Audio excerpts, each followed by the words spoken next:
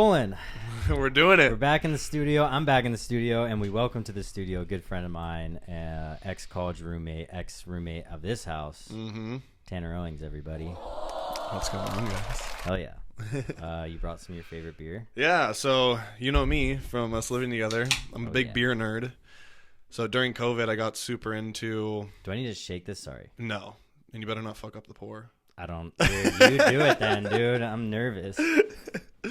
During COVID, I got super into all the... Remember the monkish days? Oh, yeah. There's still one in the fridge. Yeah, the OG monkish. Dude, from like 2020. Yeah. It's I can't drink it now. Yeah, no, that's just like a relic at this point, pretty much. Ooh. Nice. Got a nice double hazy IPA from Pure Project out of San Diego.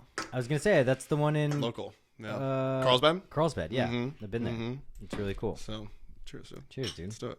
Welcome to the studio. Thank you. We've done this once, but that never came out because I didn't know how to edit anything or figure it out. It's growing pains. Growing That's pains. what you gotta do. First, figuring it out as we go. Yeah, exactly. How's life in general?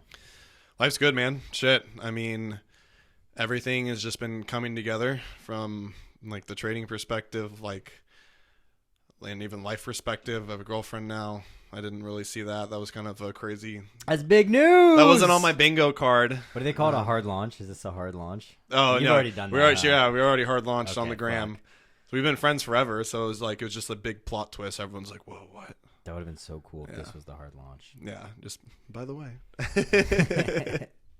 So yeah, life's good, man. Life's good. Hell yeah. Yeah, I went right before this, went surfing, ate half a papaya.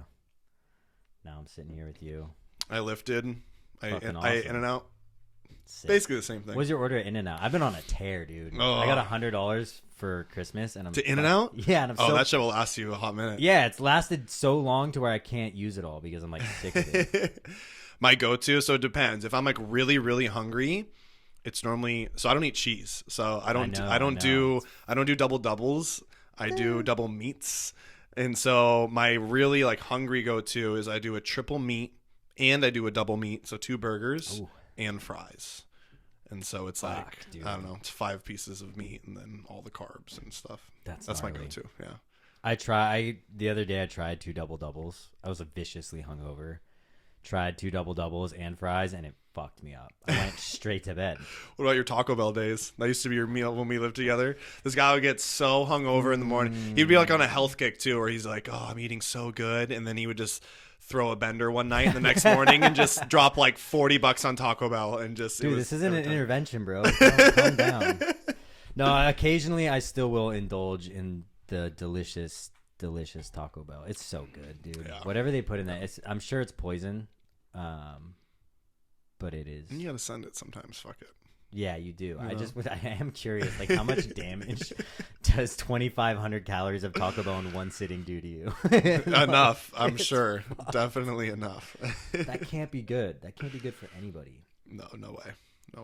Yeah, it must just like literally shock your system. Well, especially like we talked about, like when you're eating healthy and like you're used to like pretty nutritious meals when you're cooking all your own food, then you throw something in the wrench like that, your body's like, what the fuck's going on? Like, what is this? Yeah. And so it's like, but if you're used to eating like shit, it's not going to feel that shitty.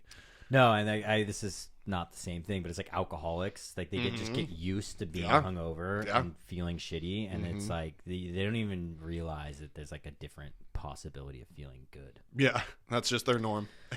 I have been off the diet. I've been on and off the diet. It's hard. I'm super busy.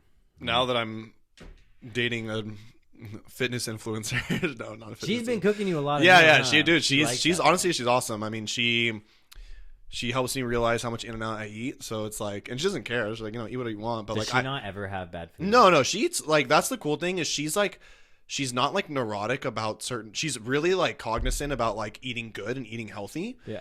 But she's like, hey, like, let's go fucking have a margarita. Like, let's go have a beer. Like, she's about that. And so I'm like, cool. Like that fits into like my thing. But yeah, I've been eating super healthy pretty much like every night and most days. Like I rarely eat out that much. It was funny, actually. We were just talking about this. Is like I feel so much healthier, just like internally, because I'm just eating like nutritious, like good meals, and nothing tastes like shit. It's like when you like to eat you know, it's like I've been lifting weights forever, so it's like I like to eat a lot of protein, a lot of meat, and like, and so when I eat stuff like that, it just kind of feels normal. So it's like, it's good. And it affects you a lot quicker, I think, eating healthy than a lot of people think. Like they go like, oh, one meal isn't going to change anything, but it's like the inverse of the Taco Bell effect. Like you have one shitty meal and it's good in the moment and then you feel like shit. You can have one healthy meal and like that starts the process of like already feeling better. Yeah, exactly. It's like, actually we were just talking about this because like basically it's been about, we've had dinner together every night for like probably like a month now, and like literally I was like, holy shit, like that's when I started thinking about it. I was like, I feel better. I was like, I like feel internally better. Yeah. Just like, I don't know, my gut health and everything like that. And so stamina, just the energy you have throughout the day. Yeah. It just feels good. I mean, I have no room to talk. I'm in like bars or fucking comedy clubs or breweries like every single night. So I am like drinking here and there, and that wears on you, and then just trying to get quick meals in. But it is feeling good. It is great. Yeah. Feeling is it's underrated. Super underrated. Feeling good, dude. But that's what's cool is like, but when you have beers and stuff like this, is like, I'm like, hell yeah, like let's rip some beers while we do the pod. Like, yeah, that sounds sick. Like it's like it feels good. I know I'm not gonna like regret it or anything. I'm like, oh yeah, that was awesome. No, it's like nice. It's nice to cheat, or not even cheat. I mean, just having a couple beers. Yeah, it's a Friday. Yeah, it's a Friday. I gotta go do a show in a little bit, but yeah, who cares? I'll be fine. Screw it. I guess to put some context to this, you are a full-time day trader. I am a struggling open micer, and there's a lot of similarities. But I was thinking about like prior to today, I had a family friend reach out, and we talk like, I'm sure you have like people like this in your life where you talk like every like 3 years, and you catch up and like you know each other well, but you don't know what's going on like actively in your life. And then, you know, you do the classic, like, yeah, we should hang out. We should do this more often. And you don't see them for 3 years. Yeah. But they were like, oh, it's just so crazy. Like, all of a sudden, you're trying to have a podcast and, like, you're doing stand-up and you're posting clips and stuff. And I'm sure it's the same with trading, where people are like, oh, all of a sudden you're doing this. And in my head, I was like, yeah, but no. Like when we were living together in Santa Barbara, which is crazy, that was 9 years ago now. I know, it's almost been 10 years. Almost Holy a decade. That's so nuts. But that was really the beginning of this process. And I started writing like just super like lame. Like the Zen Den. The Zen Den. I'll never forget that. Yeah. Eddie used to like, I remember our last year we lived together. There was a time where I opened up his room and he's playing like really chill, like Jimi Hendrix or something, and just smoking cigarettes and writing in his room. And he's like, I have a video where he's like, welcome to the Zen Den, bitches. And it's so iconic. Cause it's like, yeah, you've been writing like that forever. It's been like, yeah, I do like smoking cigarettes inside. Indoor heaters. That was always your thing. Indoor heat. I still do it. Yeah. You do it in here from time to time. But yeah. So like, I guess my process in starting stand up started 9 years ago. And like I didn't know the direction I wanted to go, but I know I wanted to do something creative, and it had to do with writing, creating stories, whether it was poetry, screenplays. I was trying to write a fucking novel at one point, like complete lunatic. But it is funny, like, and this has been gone over by everybody, but like there's a perception that like, oh, you're just doing that now, and it's like, no, there's 9 years. You've been planting the seed for 9 years. You just didn't really realize it then, because in your early 20s, you're really trying to figure out like who the fuck you are and like what you like. Yeah. Right? That's like all the way to 30, all the way to now. Yeah, it's a discovery process, and like that is something where I remember my brother used to ask me about this a lot, and because my brother is 7 years younger than me. And he's killing it though. He's killing it, yeah. I mean, he's in the He found his skill that he liked really early on. He got he does like light engineering for shows. That's so sick. like he's like he'll hit me up and be like, "Dude, I'm doing the lights for Snoop Dogg's show." And I'm like, what the fuck? Big names. Yeah, he does big names, and it's like, Rad. But he started this skill, I think like in early high school. He was like doing like theater, and he was doing like lighting stuff for theater, and he kind of like realized he liked that, and then he kind of started to expand it as he graduated high school and got into college. And you know, that pursuit starts when you're really young, and I just think people don't realize like when you get into something that like you have interest in, it's probably just going to expand into different areas, but like you're kind of already starting the process in the path of that. Yeah. Yeah, that's that's literally exactly, I guess, what I was trying to boil it down to. Because it was like, even in my writing, I was always trying to cope with things. Whether it was like, oh, I'm going to write a book about this character who's like lost and like has like addiction issues or whatever. It was like, just like me trying to like fix my issues by like putting it on paper. And then slowly for myself, I realized like, okay, stand up is the best route for that. It's the best way to express myself. And it's also like, it's the most fun, I think. Like there's so many writers that are just like super dark and depressed.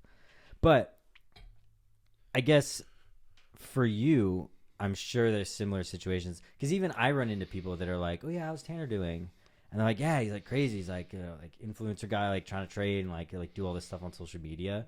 But it is, I've seen it because I've lived with you for so long. This like slow progression of one thing kind of stacking on top of the other. And dude, I remember the days of me, you, and Flem on our phones with just Robinhood. Yeah, and like trying like. You didn't know what an option was. I didn't know what an option was. Yeah, we were like explaining it to each other, trying to figure out like exactly what it was. And now, I mean, that's like, it's just ingrained in me, and like what I know. It's like basic shit. Well, yeah, and it's like that's so I guess like for me, so like the start of like my process is like I've been trading full time for over 4 years now, and I really didn't make any money probably until like the past like. I mean, like I became like profitable like 2.5 years in, but like that was like scraping by. Like finally, I was like, oh, I kind of got to break even. Like, let me try to make some money. You're just trying to be able to do it full time. Yeah, period. Exactly. Like, there's no like, oh, I'm gonna make money to buy stuff. Exactly. So like all of that really started like right after college, where I started to, when I worked my 9 to 5, I was always just like trying to get out of it. You know, remember that? We were both in the same spot. Yeah, same thing. I worked at Weed Maps, which was the most unconventional. I forgot about that. That was the most unconventional 9 to 5. That was my first corporate job. I'm working at this corporate office. Weed Maps. Yeah, Weed Maps, and literally you could like smoke in the office, and like it was like crazy. I just remember like smoking with like these like giant like. You know, like C-level executives and stuff, and I go back to my desk and I'm like, does everyone know I'm high? Wait, so, there was like literally, not to take away from the main point, but there was like a room where you could go smoke. Oh yeah, there was literally a full-on room where you just went and smoked, and like it was like a thing, and like, and I was like, but that's how they kept people there and like allow you to work like these long hours, because those people are just used to being like high and comfy, and so they're like, oh cool, and now they can work like 12 hours a day because they're just stoned. That's what they want to do at home. It's like, let's just get them stoned here. And and just let them work. I guess they're so. I mean, dude, you got to think in 20 years, people are gonna look back on that and be like, "That's fucking insane." It's insane, yeah. But yeah, that was my first corporate job, which was like crazy. And so, even when I was there, I was always like trying to like learn about something on the side, because I always loved the idea of like doing my own thing. Yeah. So like I was kind of like writing like training programs for some people, like for lifting and stuff like that. I tried to start like an app, like a fitness wellness app with these guys at Weed Maps. Yeah. Like, so I tried to start that for a bit and like worked on that for a bit. That ended up like phasing out. I tried to do the whole drop shipping thing. That didn't work out. And then I found trading, and like really, you know, I was always trying to do something on the side. And so it's like I began that process really young without realizing it. Like, like when I was probably like 23, is like that entrepreneurial journey of like trying to do your own thing. Yeah. And it's like that started earlier than I realized, but that was like the discovery process. Like I said, it's like when you're in your 20s, like that's what it's about. Like you want to try a bunch of shit and then be like, oh, I tried this, but I don't have like tons of interest in it. And it's like you with your writing, how it's evolved. It's like, for sure, you tried like, you know, like novels. The novels. I started with novels. Yeah. I wanted to write a 500-page fucking novel. Yeah, exactly. So you start with that, and then you're like, oh, I don't think I want to do this. And then it starts to evolve into like, okay, like I actually really like comedy. Like this is something I really like. And then you kind of just have a decision one day where you're like, this is the thing I'm fucking doing. 100. It's so weird. It's so weird. Yeah. Cause I remember when you hit that and it was like, no, this is what I'm going to do. And you were still in the eat shit phase. Oh yeah. Still like I have the most unconventional story for quitting my job to trade full time, because it's funny. I've talked about this on other podcasts with like traders and stuff. And they're like, wait a second. So like for me, like I like got into trading in like 2019, late 2018, like started like look at charts a little bit. And then in like May of 2019, I remember I took a course And then in October of 2019, I was like, I'm going to quit my job and trade full time. Dude, that is right before COVID. Yeah. That was 4 months before it was like, oh my God, the world's ending. Yeah. And so then I got It's kind of perfect timing, I guess. Yeah, like you it was. probably would have been laid off anyways. Oh, for sure. Because at that time, I was working for a restaurant technology company. Yeah. And so they went through tons of layoffs because like restaurants. Restaurant 365. But it was a cool company. But yeah, like it just kind of worked out well. But I remember like I quit. And like I had some money saved up, so I was like, okay, like I think I could be okay. But the smart thing I did was I went back to, I always worked at Tony's. Yep. I've always worked at a restaurant like one day a week. It's just like been something in my family. Though. That's cool. That's just something that's just rad to have. Yeah, it's like Tony's is like family to me, and so I was like, oh, okay, I can work more at night and learn this trading thing during the day, and that's what I did. And so that kind of floated me. And then I just didn't make any money at all my first year trading. And then I was like, okay, I still needed some more money to come in. And then I got a second job working at Artifacts at the brewery. Oh, fuck. Because I got super into beer. Yeah. And I was like, I want to be a beer tender, like also, like on top of bartending. So I'm just like, I just remember I would like just work and we just like drink at work and then come back and bring you guys a bunch of beer. Like all the time. Had a ton of free beer all the time. All the time. Bring cases home. COVID was crazy. It was not good for the world, but I will say at this house it was pretty fun. We had tons of fun. It's fucked up, but yeah. It was pretty on fun. That note, I gave you more beer than I did, so I'm gonna open the second. Yeah, crack it, please. Yeah, and I remember because I quit a corporate job at one point and tried to trade, and it didn't work out for me, and I very quickly realized it just wasn't gonna be, which is funny because I picked something equally as hard and like just insane and stressful. But you hated it. Stressful in a different way for me. Yeah. Trading for me would like fuck up an entire day. Maybe it's just if I had to do stand up at 6 a.m. Yeah. I might not do stand up because at least I do it at night. And if I do bomb and do terrible, I drive home going, what the fuck am I doing? And then I come home, I hit the bottle and go to bed. Yeah. I just go to bed. Yeah. But then I wake up every day and I'm like, all right, back to the drawing board. Let's write some stuff. What are we doing tonight? Figure it out. But yeah, I remember you taking that leap and being like, no, this is what I'm gonna do, and you just knew. I just knew. Like all the other things were like, I want to try this, and same with me. I mean, I was writing like screenplay pilots and fucking poetry, and I wanted to do something creative. And then the second I did my first open mic, I was like, this is it. I'm just gonna go for this. And now it's. I mean, it hasn't been that long. But. But it's like, I was actually talking about this with my girl last night, ironically, where it's like, she was saying, she's like, you just have this like confidence where like you've known that you were going to make it as a trader. And like, I haven't like made it quote unquote, but like I can pay my bills now. You need that. Yeah. And like, you like need that. You need that like underlying ultimate insane conviction where it almost is like, you're like, it's almost irrational. It's almost irrational where you're like, this is going to probably take me a lot longer than I realize. It's going to be really, really tough. For sure. But like, I know eventually if I don't quit, I can do it. Yeah. And like, that was always my mentality with trading. And like, I went through, you saw me, dude. Like I went through like hell, like insane, like lost a shit ton of money. It's not over. I still, every day it's a battle. Yeah. Every day it's a fucking battle. The turmoil me versus never me. ends. But that's just like part of like doing your own thing. And so like, even like for comedy, it's like, you have to eat shit for a long, long, long time, probably longer than you think and longer than most people can even bear to handle. And that's why so few people make it. Exactly. In both of these things, in trading and in stand-up, it's like the failure with no results is so hard to stomach that most people at some point just go, fuck this. I'm going to go back to stability. Yep. I can't handle the swings and the ups and downs and it's fucking brutal. I mean, like, it's brutal on both ends. I mean, it's different. You're losing like money, which we all need to survive. I'm just like, my soul leaves my body for a little bit and then it comes back like the next night if I do better. But yeah, you're waking up and like essentially leveraging.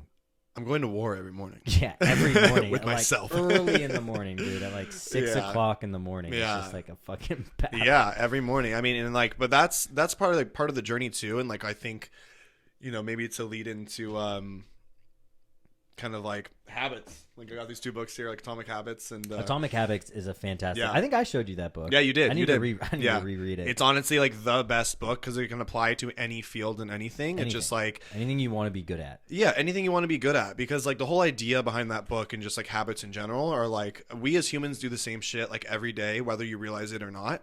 Like if you probably paid attention to like what time you shit every day, you'd be like, oh wow, this is like the same time every single day. Yeah. And so the more you start paying attention to that stuff, like you realize that like we're just creatures of habit.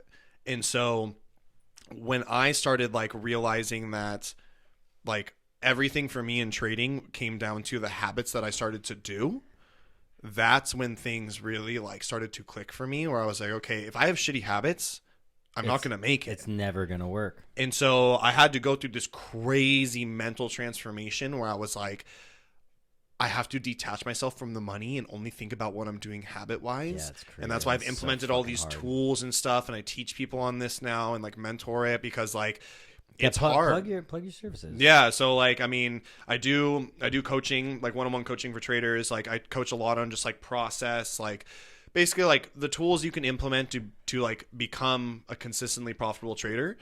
And I do this through one-on-one coaching, and I have like certain systems in place where I've gotten like direct, like real, I'm going to use like a nerdy word, like quantitative feedback, where it's like, it's like data showing like, holy shit, if you do this, it's actually going to work and actually change who you are. Yeah. Because I've just been through the ringer where like, I just noticed, I'm like, I could have like a solid 2 weeks. And then one day where like shit hits the fan and I'm like, oh fuck, I just lost like $5,000. Yeah. And I'm like, oh, like what? Yeah. And so like learning these processes of like putting that stuff in place is kind of like what has really helped me, and like kind of what I teach now. And that is really like what I've been trying to promote and pitch. And a lot of this I've gotten from lifting. So like my brand is called Strong Trading. So I've been. You couldn't tell he lifts weights. So the biggest human I know, and you've made big humans like out of scale for me. When I see big people, it doesn't make sense. I know you're like used to seeing me. Yeah. Yeah. So like I've been competing in the sport of powerlifting for over 7 years, and the sport of powerlifting is a lot of habit based stuff where it's like, you know, I'm not just like maxing out weights super heavy like every single session. I'm like going through like a structure of what I need to do. Just like you need to go through structure in comedy where like you have to write out and have everything ready before you go up there. You can't just wing it.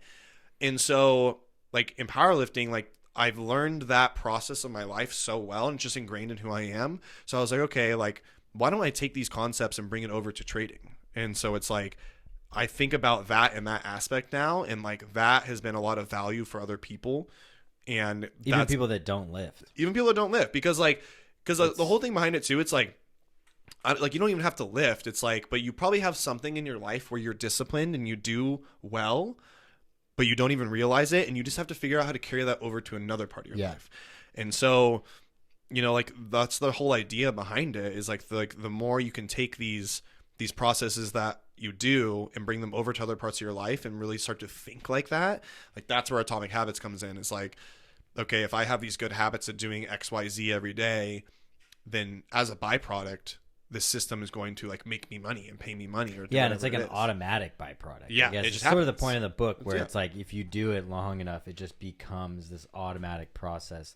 And like I'm kind of there with stand up now, where like on a weeknight, it's just I'm going to do an open mic, even if it's a shitty bar or whatever. It's just like it's ingrained in me, and if I don't do it, I have this weird feeling where like I'm like, oh shit, exactly, something's off. Like this doesn't feel right.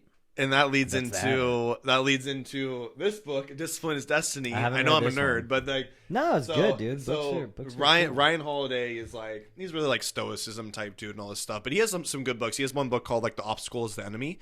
And it's all about kind of. I've heard about that. Yeah, that one's really good. Okay. Ego is The Obstacle is the Way, and then Ego is the Enemy is the other one. Okay. And this is his newest one, Discipline is Destiny. And I actually picked this up like kind of right before I started like really fledging out these systems.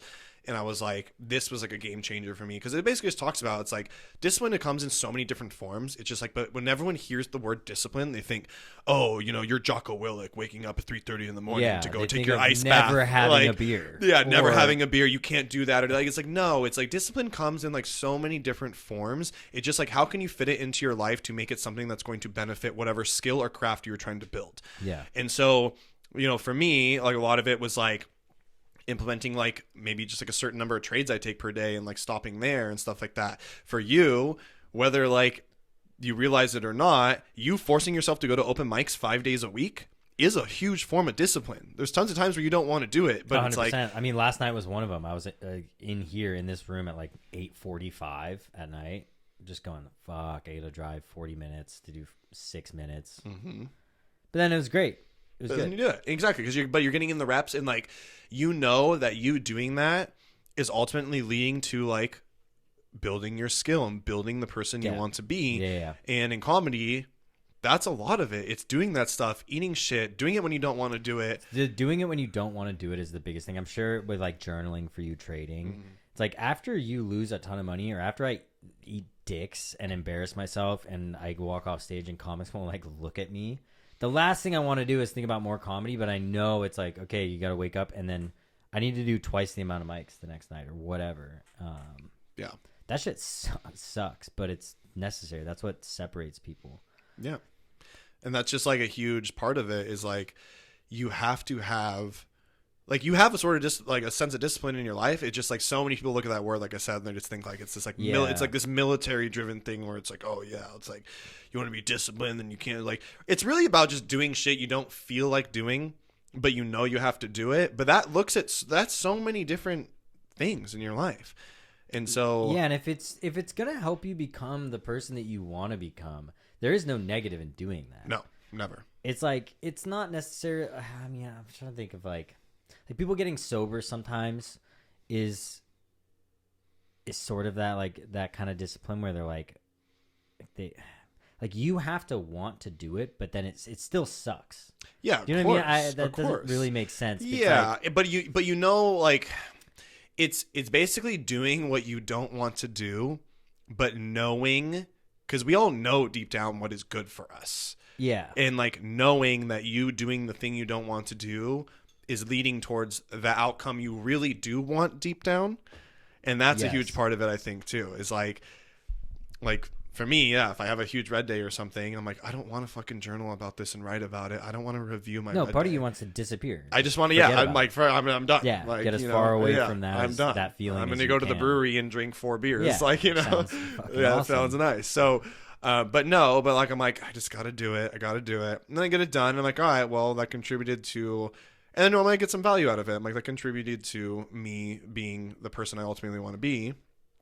And yeah. What do you think of, like, what do you have, like, a thing that you think of, or a video you watch or song you listen to when you have eaten shit that gets you, like, motivated to get back to it? I'll just tell you my thing really quick. Like, I have a compilation of comics talking about bombing. Okay. And now whenever I bomb, and this is a habit I've formed, I guess, whenever I bomb really hard where I'm like, what the fuck am I doing? This sucks. I'll put that on the way home. Mm-hmm. And by the time I get home, I've listened to, like, giant working comics tell their stories about eating shit currently. And by the time I get home, I'm like, I'm fine. I bombed with like 4 of my friends. Yeah. Like, there was 8 people in the crowd. No one gives a fuck. I'm never going to see any of these people ever again. Whatever. Mm-hmm. Do you have a thing like that? I don't really. Like a specific red day thing? No, like, that's actually a really good question, because this is something too where my mind is like adapted over time, where that's a form of motivation versus discipline, I would say. Yeah, it's not just, it's just like a thing. It's a thing. And like sometimes you need that. Like, it's like motivation is still important, but like no amount of motivation is going to bring back the $2,000 I lost that day. So that money is fucking gone, it's just gone. Dude. It's just like, it's out of here. So no, I think like it's just like this deep underlying, like, I would just go back to my deep underlying conviction of like, well, this is just part of it. You have to keep going. Like, I always say the words to myself, you have to keep going. Yeah. And because I've heard that from like so many of my mentors, and like they always say, like, you know, like a good one is Joe at Tony Pepperoni. Like, He owns now, like, he's awesome entrepreneur, owns multiple restaurants, had a huge real estate business. Tony Pepperoni Pizzeria. Yeah, Tony Pepperoni Pizzeria in Aliso Viejo. Yeah, great place. Aliso, Oceanside, Escondido, Vista, a bunch of San Diego. But, he's my mentor, one of my mentors in my life, and we have a coffee, like, pretty much once a quarter and just always, like, chat about just kind of where I'm going with things because he knows I'm down this whole entrepreneur rabbit hole.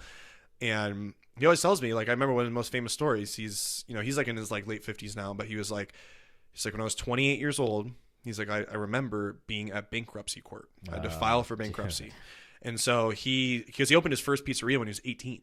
So imagine being 10 years in business. And it failed. Yeah, it failed. Like to the point of filing bankruptcy, too. Yeah, to the point where he was that much in the hole. Failure. Exactly. Yeah, so that hurts. He because he had to go through the thing where he has payroll due the next day of his employees, of people he owes money to. And he's like, where the fuck's this money going to come from? I don't have enough sales. Whole different dynamic. So like, I'll just always remember this story of him where he's like, I was in bankruptcy court, 28 years old. He's like, I remember, like, just filed it. I was like, okay. He's like, and I remember walking out of there.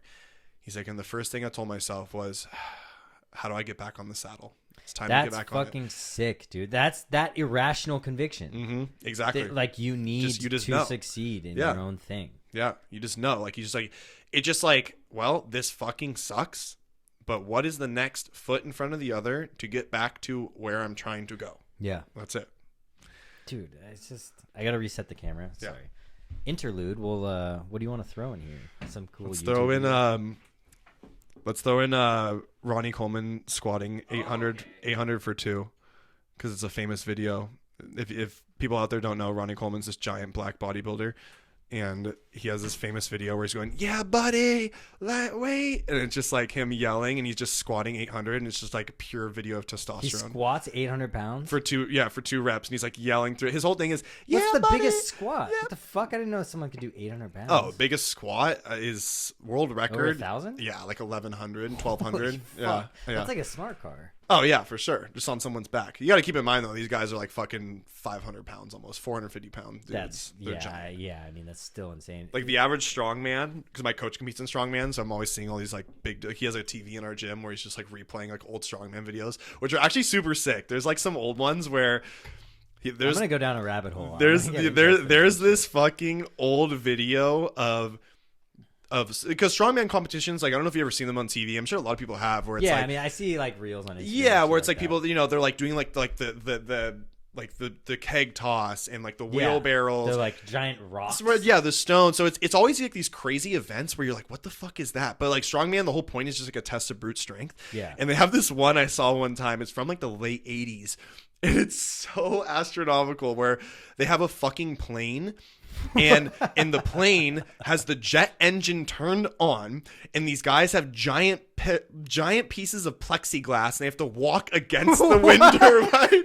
It's the most crazy thing in the world. And like, I remember seeing that, and I was like, this isn't even a feat of strength. This is just like, is that dangerous? Like, yeah. Imagine just get blown back or something. So they're like trying to fight the wind, and it's like a video game. They have to get a plane too. Yeah. Like, they need the image of this plane and these guys walking towards it. It's so insane. It's so crazy. Dude, how fucking strong do you got to be to walk against the plane propeller? Really strong. But that's a different, that's a weird kind of strength. I know. So they took that out. It's like not even like a feat of strength. It's almost just like a... Like your arms are strong, and then I'm like sure the angle that you're pointed and it's like walking towards it. It's like, it was the craziest thing ever. Do they still do the truck drag where they like... Oh, yeah. They do truck pulls and like they do like plane pulls and stuff like that. It's still like a big like part of the like expeditions that they do. It's funny. My coach competed. They do like the yoke walk where it's like this big like like the big thing is like hay on the side or whatever it is. And they basically just like stand up with it and they walk with it. Yeah. And so my coach did one. And in strongman, it's wild. It's like they have like weight classes, but it's just like basically like lightweight, middleweight, or heavyweight. And it's a set number of weight no matter what. So like my coach to like push himself enters the heavyweights, and he's like the very bottom of the barrel. He's like 240 pounds, but for like the heavyweights, that's like the lightest you can be. So he's competing with these dudes, and some of them are like in their 300 pounds, like 350, 400 pounds. There's guys that are really 400 pounds? 400 pounds. Oh yeah, for sure. They're monsters. They're like 6'8", 400 pounds. And they're muscle. They're like in order to be a strongman, you have to have a lot of like thickness. I was gonna say that one boxer. What's his name? One of the most famous strongman is Brian Shaw, or there's a big YouTube, not YouTube. Brian Shaw. Brian Shaw is just giant. He's just this giant. He's been world's strongest man multiple times. He's like, I think he's 6'8", 440. What the fuck, dude? And the other one that people have actually probably seen on Netflix a lot is Eddie Hall. So Eddie Hall has like a series on Netflix where he talks about how he wanted to be the world's strongest man, and that was like his life goal, and he finally did it, and then he lost like 150 pounds, and he became like a really great swimmer. And he's like, because he used to swim. Yeah, it's insane. It's so sick. But he like talks about it. But anyway, so like my coach competes in strongman, so I remember like being at one of his competitions, and he's doing an 800-pound yoke walk, and he's walking with this 800, like literally 800 pounds walking with it. And like I just started looking up online. I was like, things that weigh 800 pounds. And so I looked it up, and it's like a small motorcycle, like just like a giant like wheelbarrow filled with this, like a tractor tire. Like it's like, I'm like, this is on his back and he's walking with it. Like it's fucking nuts. So how do you guys train? I think I've seen some of it on your story now that I'm thinking back to it. Because he's got to train like in a weird way. It's not like where you, for the most part, train in like very specific ways. Specific movements. Yeah, squat, bench, and deadlift. That's like what I do. But yeah, he has to get really fucking creative, and he needs all, like, that's the thing with strongman is you need all this, like, you need all the rocks. You need all like the fucking. You need like grip strength and forearm, like really strong forearm. Oh it's not just like. It's like strongman is like the most epitome thing of brute strength, and like honestly, I don't like doing it because it's just fucking hard. Yeah. And like I'll just be like really open and honest about it. It's pretty much impossible to compete in strongman if you're not on steroids. Like it's almost impossible to do it. I'm sure. I mean, that's part of the industry, right? Because like it takes so much. Like imagine getting hit by a car 5 times a week and then being like, okay, time to go live life. Yeah. Like that's how it is training strongman, because you're just like, your central nervous system is like, it can't tell the difference. It thinks like you're in the fucking prehistoric time and you're getting attacked by a bear. Yeah, your muscles are just ripped. You know, it's like every time he takes a shit, he's sitting down like, fuck. Yeah. So it's like you need steroids to recover. Basically, it's like that's like what it takes. Yeah. Pretty much at that point. So yeah, it's nuts. It's all the stuff they do is I'm like sometimes he'll like be like, oh, like do some sandbag carries with us, and I'm like picking up like a 250-pound sandbag, and I'm like, and just like walking. You carry it, like that's our cardio. Is you like bear hug it and you just like sprint with it. And I'm just like, okay, like I'm done with this. My forearms are gonna be sore for the next 2 weeks. Strongmen should be firefighters. I don't know if they make good ones. They'd get like stuck in doorways and shit. Yeah, I mean, doing like the Jaws of Life thing and stuff like that. Yeah, they could just do it with their hands. Shout out Austin. Austin DM'd me when he saw my stash. He's like, "Oh, brother!" I was like, "Of course he is." Over the other day and he was talking about new mustache. Yeah, mustache gang. New day, new you. I'm in it. Speaking of powerlifting in that industry, oh boy, can I try one of these? Yeah. So for those that don't know what he's holding, it's ammonia. It looks scary. So I can't get hurt from it, right? No, you can't. So what ammonia does from a medical perspective, actually, not from a recreational use perspective, is it's used when people are passed out because ammonia, when it's triggered and you sniff it, creates like an excess flow of oxygen to your brain.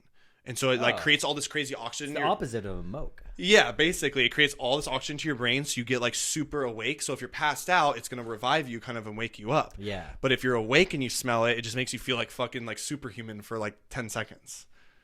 All right. I'm like legit nervous. You should move this. What do I do? I just crack it? You crack it like a glow stick and then you just fucking sniff it. All right. Take one more sip. I only saw this because Joe Rogan did it, and Joe Rogan's cool. What do I crush it in the middle? Just like literally snap it in half. You'll feel it. Yeah, there you go.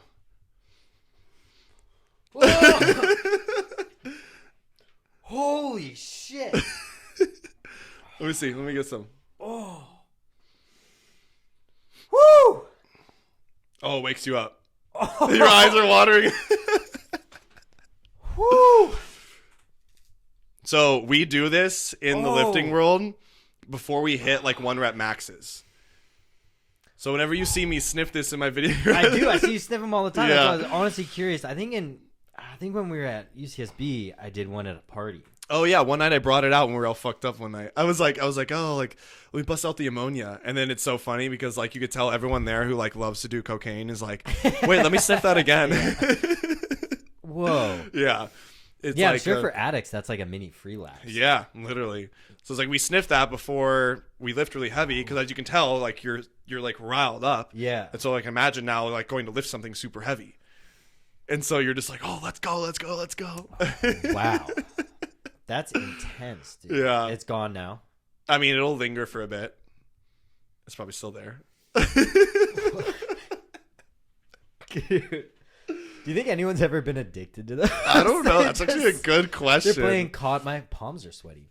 That's so funny because they're playing COD in their room. Just. I remember right before I got COVID. Holy shit! I thought that I like injured my nostrils from doing this too much. I can feel it. Yeah, like it feels like It just feels funny. I mean, yeah, it feels funny. You're not used to it, but I've like had enough life experience. Yeah, you're not used to it, but nostrils are anyways. I looked it up and I don't think it was that. I think it was actually from COVID. Like I actually just got fucked up like nostrils from it. But do you still have what was it called? Parosmia. I can't say it. Parosmia. Damn beers.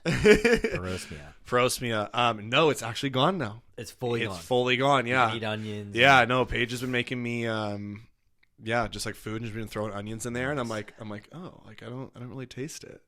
And so for those that don't know, I had after COVID, like literally like 8 months after, I developed this thing called parosmia where I started smelling things wrong in my brain. And it's just in your brain. Yeah. It's like the wires are crossed. Yeah, the wires are crossed. Like, and it just kind of happened. And I looked it up and like a bunch of people that had COVID were like, oh, this like has been happening to me. This happened to me. And I literally had to retrain my brain how to like smell things and like how they tasted. And so it all started with, I noticed like I had a burger one day and had onions. So the triggers for me were onions and like certain types of meats. And like the only way I could describe it is garlic too, right? Garlic too. Yeah, you're right. Garlic. The only way I could describe it is like it tasted like rotted garbage. God, that sucks. It was awful. And I used to love onions and like obviously I love meat. I like eat tons of meat. So it's like this the only way I could describe it. And I remember I had a burger one day. I was like, this tastes fucking weird. And then I would start going to restaurants and like onions are in everything. So I'm like at the restaurant, I'm like, why is this restaurant smells fucking gross? And so God, that sucks. Like the best tasting things all started tasting like burning trash. Literally, that's all it was.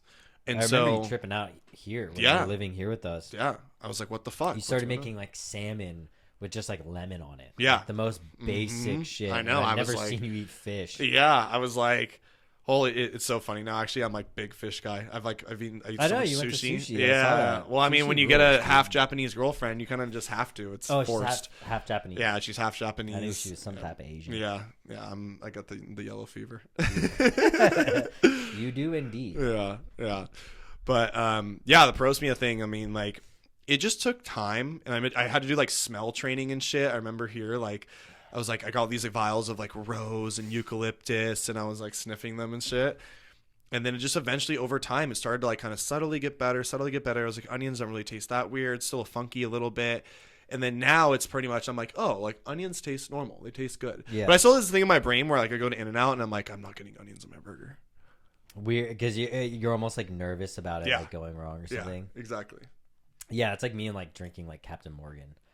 Oh God, that's me with Malibu.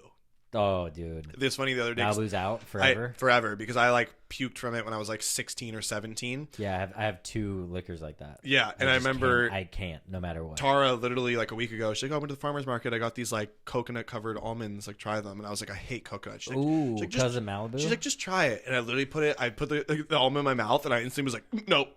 I was like, I couldn't do it. I can't do the coconut. I fucking can't do it. Instant Malibu, like PTSD. Dude, getting drunk in high school was... maybe the sickest. It was the sickest. It was so much fun to get hammered, to get shit faced. It's so crazy to think back to because it's like that's what we did. Like that was like the thing you do. Yeah, it was doing a thing instead of like doing that thing to do something else. Now you go to a concert, you drink to go to the concert. Yeah, exactly. Back then it was just like just drink. Yeah, drink. You could just drink. Yeah, our college days when we used to pass around the bottle of Admiral Nelson. Shit, we had some crazy times. I mean, we talked about this I think recently, but. We had a time where we got, 2 handles of Admiral Nelson? Yeah. Or was it one? Maybe it was one. It was one, but in Santa Barbara, there was a deal at our local, was it Keg and Bottle? Keg and Barrel? Yeah, not... we used to fuck it up and call it the wrong thing on purpose. Yeah. It's Keg and Bottle. Keg and Bottle. That's what it's actually called. Keg and Bottle. Santa Barbara. And there's one in La Jolla. There is one in La Jolla. There's a comedy club right by it, and I drive past it all the time now. But yeah, it was what, 2 for 20? 2 for 20, two handles, which is 1.75 liters, the big boys, for $20. And so it was the thing where like if one of the roommates came home, they're like, it's on me tonight, guys. And it's like, oh, dude, you're such a good dude. It's they spent $20. Yeah, they spent $22.70 at the fucking liquor 15 store. people drunk. Yeah. So one night we decided it would be a good idea to get a handle. I think we knew it wouldn't be a good idea. But we just did. Yeah, somewhere in one of our heads we're like, this is a fun thing to do. But we sat on a couch and then we opened the handle and we all agreed that we were just going to pass it around and no one could stand up until we finished the handle. Between 4 people though is... And we tried to do it within a time frame. That was the really stupid It was like thing. an hour. It was the silliest... Was it an hour or was it 30 minutes? Dude, I don't think it's this laptop. But I do have that somewhere. You have the video, yeah, I know. Because I was recording it on the laptop. I know, and I remember like the video. It's on my other one. I'll find it. It's just me like miserable near the end of it where my head's just down and I'm just like, oh, God. Who was it? It was me, you, Weeson. Who else? One other person. Was it Anthony? Oh, it might have been Anthony. My buddy Anthony that lifted with me? Yeah, Anthony I think it was. Singh, that's right? Yeah, Anthony Singh, yeah. That's right. Dude, I actually work with a guy. I'll tell you later off air, but I work with a guy that looks just like that who lives in Goleta. I saw Anthony. I went to Denver. He lives in Denver now. Do you remember? Really? Yeah. Sick. Yeah. Do you remember when he fell off the chair? Yeah, and smacked his face. Yeah, I do remember that. Straight on the ground. Oh God, I hope he sees this podcast. Yeah, we'll send him the clip. We'll send him the clip. Yeah. But yeah, we just dude. passed this handle around until we finished it, blacked out. And we stood up, we walked into our front yard, and we all started just going like, like kind of just yelling. And then like it was instant, just like black, and like don't remember anything. And just all of us I think we just all went to bed. Yeah. I think we didn't go out. We didn't make it out for sure. I remember waking up at like 3 or 4 in the morning and being like, that was dumb. Oh, shit. Yeah, that was silly. God, that reminds me of like one night where... Remember when I kicked the trash can super hard and I had you take me to the ER? Fuck yeah, dude. I remember sitting in the ER with you, and then that girl came in having a panic attack. She had a panic attack. She's like, I'm dying. And the nurses were just like, sit down. Like, you're just hungover. Yeah, you're just really, you had alcohol poisoning. You just need to chill out. Oh my God. We had some crazy times in Santa Barbara. A lot of stuff we can't even say on this pod, but. No, that place is fucking out of control and awesome. Out of control. Absolutely. It is funny because when we moved in here, I couldn't get out of the past. Oh, this is actually something interesting that's been happening to me lately. Remember we moved in here, I was like, nothing will ever be as fun as Santa Barbara. Mm-hmm. And now the thought of being back in Santa Barbara is like a nightmare. It's like terrifying. Yeah, it's like actually scary. Oh my God, I can't do that. Are you kidding me? Fuck no, dude. Like you just constantly, every single night you just hear in the background like like a fucking party going on. All the time. Every time. All the time. That's how it worked. But lately, this sounds so douchey. I don't know how exactly it happened, but my story feed is so cluttered. Mm-hmm. And the reality is with stand-up, I have to be on Instagram like a decent amount. Like it's like my resume for stand-up. Yeah. And so I started clicking on people's pages, like stories that I was watching, and then clicking on their followers. Okay. Because I forgot where I knew them from. So I want to see like who's following them, and then I could figure out like, oh, that was from like a fraternity, or that's from like this stage in my life. And then I realized that like a shit ton of people had unfollowed me. It sounds so weird, but like a ton of people from like Santa Barbara days, high school, that I was like keeping up with their life for no reason, had unfollowed me, and it hurt in a very weird way because I remember thinking like, well, I didn't have like a great relationship with you, but I knew who you were, and I was like interested in seeing your life. Like I'm like, oh shit, like look at what blah blah blah is doing. It's so funny you say that because obviously I've noticed that throughout the years, especially once I got into lifting a bunch, and all my stuff was lifting. Yeah. And I think that's probably what happened is people people like, oh, I don't relate to this, so they like, oh, fuck this kid. Yeah, they unfollow. But it's funny because I'm the same type of person where like if I made a connection with someone and like they were like chill and if their stuff pops up, like I'm not like I'm gonna unfollow them. I don't even care. Like I'm like I don't know. Like I just want to give people the benefit of a doubt. Same. I wasn't thinking about my like amount of followers. No. I was just like, yeah, of course I'm gonna continue. Like there's a bunch of guys in my pledge class. Yeah. And we went through like hell together and that stupid fucking fraternity. And fuck that fraternity because like 90% of those guys unfollowed me and we had like a lifelong brothers for life. Obviously not. Obviously not. It like actually bothered me. Obviously not. Dude, there were some guys that were like in my pledge class that we had like really deep connections. I ended up going through a really hard time when I left there. They never kept touch. And then I would just see them on Instagram. And then I like, it sounds so douchey to say, but like, I would like see that they unfollowed me and I was like, well, fuck you then. So I started unfollowing a ton of people. Yeah, like, for sure. If you don't want to keep up with my life, I don't want to keep up with yours. 100%. But like the fact that they did it before you almost pisses you off. It did in a way. I wish it didn't. I was like, wait, am I getting sucked into this social media just like fucking no I think just everyone's different with social media too, and it's like some people care about their follower count. And well, I can sacrifice this guy, and some people just suck. It's just like, you know, it's like I said, it's like if you make a connection with someone and there's someone that was like cool in your life, or like, oh, like that was like a cool part of my life, like Anthony is a good example. Like it's like I would never unfollow Anthony. It's no, like I still see his shit. He's still, like me and him lifted a bunch. Like we don't really talk too much anymore, but like for example, he lives in Denver. He saw that I was going to Denver I was going to like a dubstep show. He's like, oh, I live in Denver. He's like, when you're out here, hit me up. Like, let's grab a beer. And I'm like, fuck yeah. Like, that's sick. That's like, fucking awesome. That's how it awesome. should be. That's kind of how I thought about everybody that I was like slowly unfollowing. Mm-hmm. But it was a good lesson in like, a lot of that is in the past and those people have forgot about it and that phase and they don't care. Yeah. And that's how you need to act now is like, yeah, that phase of my life was fun and I love talking about it. I love remembering it, but it's over. It's done. Everything's up here. Yeah. I can forget about a lot of those people. I don't need to keep them in my headspace. Yeah. Like, I don't know. It was a very weird experience. It's been like the last 2 weeks actually. So every day when I go through my story, I just see if someone's following me. Like there was a random connection. Mm-hmm. Well, that's what's cool now too is you're using social media in the sense of, it's so funny because we've talked about this before, where it's like social media could be like a great tool where if you know how to use it, you're trying to use it to like grow your brand and what you're trying to do. Yeah, that's how so you want to see how you connect, right? And so it's like it's for a me, resume for me. Yeah, it's a resume. And so like for me, even like, you know, I told you I went to this big like trading convention in Vegas called Traders for a Cause, and that kind of like ignited me in the industry a bit. It seemed like a turning point actually for you in traction. I literally said this last night to my girl. I was like, because she kind of asked me, she's like, when do you have like a really big kind of like realization, like turning moment for you? Like, I'm waiting, I need mine. Like, and I was like, honestly, it was Traders for a Cause. And it's funny, actually, I showed her this video.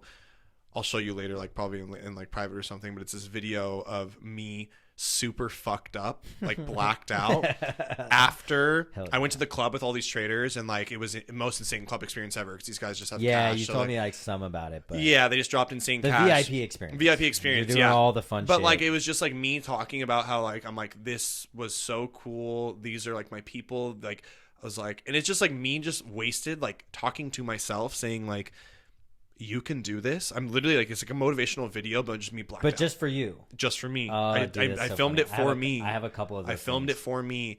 And like, literally, we're talking about this. I literally showed my girl this last night, and I was like, I haven't showed anyone this. I was like, I haven't even fully watched it. Yeah. And so we watched it. It's kind of weird. You're like, it was like, it was embarrassing. Yeah, it was like almost embarrassing, but I was like, and that's why too, like she watched it, and she's like, the amount of conviction you have in yourself, she's like, that is like, she's like, that's just like so like interesting and like awesome to me. She's like, because like we're talking about, it's like if you don't have conviction in like yourself in like in what you're trying to do and achieve, it's like you're limiting yourself. You're only going to get so far. So it's like you have to have this crazy deep conviction that like whatever skill or craft you are trying to pursue, you can do it and you can make it work. But you just can't give up. You just have to keep like altering it and fixing it. And so like literally I watched this video last night and I'm just like, holy shit, like this is like that was my turning point. Yeah. That was my turning point. And then like since then, like I remember when you came back from that, you were very like excited and like re-energized and just dude, my trading results have gone through the roof. My connections have gone through the roof. I've been asked to be on a bunch of podcasts. I've done interviews now. Like it's like I'm actually like making a presence in the scene. Yeah. And like doing that stuff, I'm like, I'm like, holy shit, like that was like my turning point. And it's like, and you just never know. Like you don't know like who you're gonna meet, who you're gonna talk to. So that's why every open mic you do, you don't 100%. Know who the fuck's gonna be there. Nope. You don't know who's gonna see your stuff. That's when I'm gonna put you here and want to try you here. It's like you don't know, but you have to keep doing them. Yeah, it's like that is just the underlying thing. It's like if you don't like as long as you don't stop doing them, like they're going to like it just you planted. The Joe tells me this all the time. He's like, you plant enough seeds, you don't see the fruits of your labor, but all of a sudden one day one explodes and sprouts, and you're like, holy shit, it's like, happening. Whoa, it's fucking happening. Here. Yeah, I'm a long way off those seeds just because the time. I mean, you're way ahead of like me in terms of like you trading and the time you've been trading. How long? Yeah, stuff like that. But eventually, one of those seeds, I'm gonna blow my seed. Yeah, you're gonna blow your seed. Blow my seed, just fucking. Your seed's gonna blow. Yeah, absolutely. So. Yeah, it's dude, it's just a fucking grind. It is. You just got to keep going. But it's so worth it. It is, and it's like you're on the path. Like I mean, just like being in this room and stuff. It's fucking sick. I know it's like, weird, man. Like one of my best friend Flem used to live in here, and then our roommate Brian, who still lives in this house, lived in here, and now it's like a studio. It's a real studio. It's full on studio. Yeah, it's sick. I mean, I got the laptop here, and I set everything up myself. But whatever, that's part of the grind. Yeah, we got a TV coming soon. Yeah, that'll be sick. It's gonna add so much ambiance. My coach just got the TV in his gym. And he just like replays, I said, like strength training videos. Yeah, but it's nice. It's weird. It's just like this ambiance of the room where you're like, oh yeah, this feels legit. Yeah, and I just want it so we can like reference stuff. Yeah, like let's look at that. Like that's sick. Yeah. This is random and off topic, but we talked about it yesterday. Do you see that video of RFK surfing with Kelly Slater? No, I didn't. Do you know what RFK is? I don't know. The presidential candidate. Oh God, no. Bobby Kennedy. Yeah. No. Let's stay out of politics. Yeah, that's a whole deep. That's a rabbit hole we don't need. That's a rabbit hole we don't need to go down. If you're interested, though, go watch tonight's episode that came out just now, Couchella. We talk a lot of shit on Coachella. Did you see the lineup for Coachella? I did, yeah. I looked at it. What's your opinion? You think it's garbage? Yeah, I mean, honestly, I've never been to Coachella. That's my one thing is like, you know me. Like, you don't need to go. Yeah, Don't go. I like robot music. Like, I like dubstep and shit. So it's like people already are just like, don't like my shit. And Coachella is just always something where I'm like, I don't want to go spend thousands of dollars to be in the desert listening to music I don't really like that much. Yeah. You know, but yeah, I did see I saw the lineup and stuff, and I'm just like, okay. It seems weird for the biggest music festival in the world. I loved your comment in our group chat though, where you're like, I'd rather go to an 8-hour Rhythm show. I would, and I fucking wholeheartedly mean that. Rhythm, if you can hook me up with the tickets, I will stand front row with a diaper on for 8 hours before I go to Coachella. That festival is fucking garbage. Oh my God. I'm sorry, Tyler the Creator is not a headliner. Yeah, dude. I can't believe he's still. Look, he's a cool artist, a cool guy. Yeah. I respect. Obviously, I haven't done dick compared to that guy, but it just seems crazy to me that that's the headliner of like the biggest music festival in the world. Yeah, that's wild. Can you do me a favor just before we wrap this up? Can you grab me one more beer? Yeah, Stella. You should grab one too. Let's do it. Let's do one more.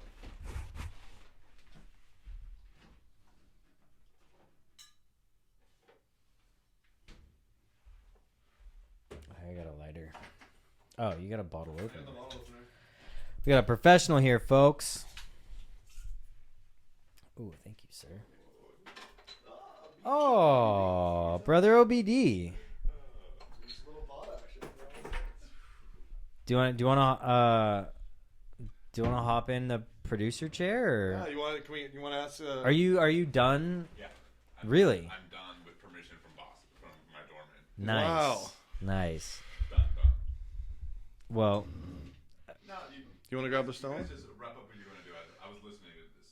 You had some good thought flow. We're probably almost done. Keep that up. Yeah, I mean, we got a couple more minutes left, and then we'll come hang out with you. Maybe we'll do like a rapid fire lightning round with BD. Yeah, we Let's can do do that it. as How about roommates. when we have to reset the camera, we'll do a rapid fire. Rapid fire. So that's something that I've been doing like quite a few pods lately, and every single outline I've seen so far, I've only done like 3 of them, but they all have a lightning round where it's like quick questions. Oh, and you just answer. Yeah, it's like, all right, lightning round. So it's like, well, like normally I have it prepared, but it's like, you know, like quick answers. Like, they want to hear like a perspective. Yeah, it's like not like a detailed thing. It's just like quick. Like, I think that'd be good with BD too. BD's great at that. Even be like, quick, we give you 2 choices, like Foo Fighters or Metallica. Exactly, that's it. And you just go like right away. You're just like Foo Fighters. It's just next. We're just like getting your opinion. I should have prepared something. I should have prepared a script or something. Fuck it. Rapid fire, baby. Rapid fire. Well, welcome home, Brian. Yeah, BD, it's good to see you. Look at the big brain on Brian. Yeah, I love it. I got some as you take your milk off camera. My girl gave you some good compliments the other night. She's like, I love BD. He's such an interesting human. I was like, that's the best way to describe him. He is one of the most interesting. And previously a guest on our crazy unhinged Halloween episode. I love that. I watched that episode. That was a good one. I'm not kidding. That was like 20% of what we recorded. That's fine. It's okay. I don't know what just possessed me. Throws me back to the days. Dude, the good days. The good old days. And what just possessed me. He's such a guy. A lot of things possess him. Yes. You know. Are there any specific things that we want to wrap this episode up on? I don't know. I think this has been really nice though. I think it was good. Like we covered a lot. We covered a lot of like good like kind of value. Like this is something I've been talking about a lot with like, you know, trading people and like in the content space is like is like how can you provide value to the listeners? And it's like what a good takeaway pieces. So I think we both kind of had that on both sides of the spectrum. Yeah. You know, no pun intended, but like we talked about good comedy stuff, we talked about good trading stuff, and like just the overlaps of like the whole goal of this episode was really just talking about like pursuing your passion, like whatever it is. And yeah, there's a lot more in common with just trying to do your own thing than people sometimes think. Like any business venture, you know who you live with now, him and I have a small business together, and it's like any of those things all have the same obstacles. You got to go out there, eat shit a bunch of times. That might be the biggest takeaway is like forming good habits and then just getting comfortable with eating shit all the time. Get super comfortable with it. You're going to eat shit. I think the camera's toasted. Here, I'll reset it really quick. All right. It's Ronny Coleman again. I know. Ronny Coleman. Just go back. Yeah, buddy. Did he die?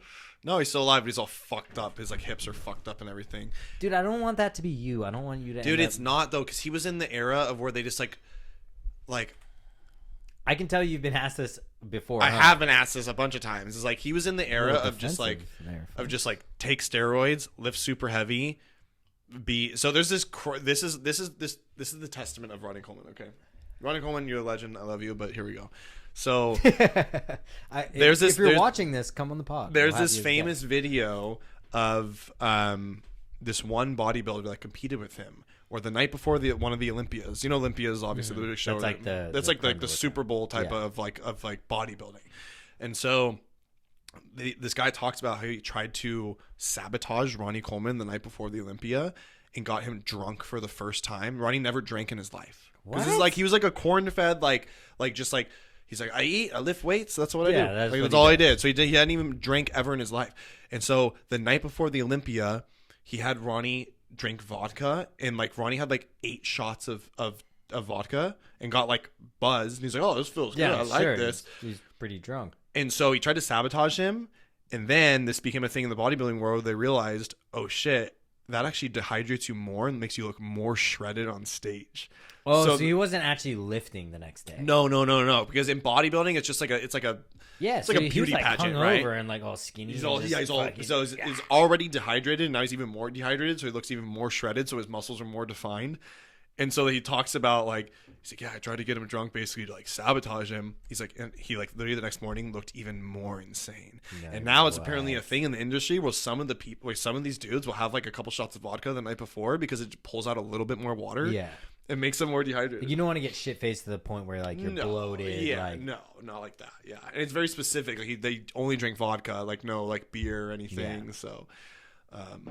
So yeah, it's pretty hardcore, huh? Before those like body. Yeah, so in those days, it was like they had no like sense of like what was actually. Dude, yeah, like it was everyone was an experiment. Like it's like what is this? The 80s, 90s? This is the late 70s. Oh, shit. 70s and 80s. Dude. Like this is when steroids were like, oh yeah, like. People are like inhaling gasoline for fun. And exactly. Shit. So it's like this is Schwarzenegger era where like all of them like that's just what they did. They took broids, but like all of them, there's no protocols. They didn't even really know what it did for your health. Like they were all walking science experiments, and and even back then, like I don't think they took too much. And that's what's crazy now is like as things have progressed in the industry, like everyone tries to be super calculated with it, or some people just blast it like really really hard because like it's gonna make you like look more insane and like be that mass monster.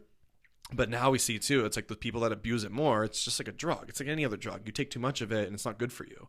No. And so like now it's a thing where it's like it's more calculated and people like think about it more, like more methodical. Yeah. But they also know like if they really want to push it, they can, but it's like a lot of risk on your health. Versus back then it's just like, oh, yeah, Bobby has a guy that has like some good growth hormone and Deca. God, that's like it's like hey, go to locker room, he has it. Yeah, like that type of era. It's like, well, I mean, same era as like cocaine exploding in Miami. People are just doing cocaine all the time. They're like, thing. It's fine, whatever. Mm-hmm. And 20 years later, they're like depressed and what's going on? Crazy. Yeah. Why do I need sinus surgery? Not surprised. Yeah. You got a whole generation of parents with deviated septums. Literally. It's crazy. Oh my god. Yeah. The parallels between trading, lifting, comedy. It's all everything in between. Yeah. Fucking sick, dude. Yeah. So I think that pretty much that wraps it. Cheers. Yeah. Dude. Cheers. That was fucking good. That was good. Yeah. That was good. Hopefully everyone got some value out of it. That was sick. Yeah. If you enjoyed it, fucking leave a comment, start a fight, disagree with us on something. Yeah. Fucking argue with me about lifting or trading. Yeah, please. I won't respond Call to any him of a it. Piece of shit in the comments. We need a war. We need engagement. We need engagement. We need to go viral. If you somehow made it to this point, there's a new mic at Left Coast Brewery Monday nights in San Clemente. You can sign up. Slotted. Tanner K Comedy. He's running it. And then 2 dates. This will come out before that, but Wednesday, January 24th, Gunwale Ale. It's a free show, and then Thursday the 25th, Jazzy Wishbone in Oceanside. Yeah, dude. That's it. If you want to learn... Any last plugs that you want? Yeah, if you want to learn more about trading. If you don't trade, watch some YouTube videos and shit, then hit me up. But it's like, if for some reason you're watching this and you know about trading... This isn't a beginner course. It's like... Trading, it's if you for some reason know a little bit and you want to learn more, whatever, just follow me on Instagram at The Strong Trader. That's my Instagram. On Twitter too. That's a big one, at The Strong Trader. I post about pretty much all trading stuff, lifting stuff. It's not as relaxed as this, but no, this is cool though. This is cool. I love shit like this. Appreciate seeing you loosen up, and it's a different vibe. Yeah, exactly. Obviously, like, I'm not trying to be funny the entire time on here or say crazy stuff like I usually do. It's a different vibe for you, so yeah. But it's good though, because me and you, like, we have a long history. It's always good to catch up and just sit and chat in front of a camera. Who doesn't love talking in front of a camera? Yeah, huh? That's how it is now. Once you get used to it, just this is it. This is life. This is life. It's hopefully it'll be life. I'm just losing. I'm constantly losing money at this stage, but whatever. I love it. Hey, comedy's the greatest. Keep going. Cheers, brother.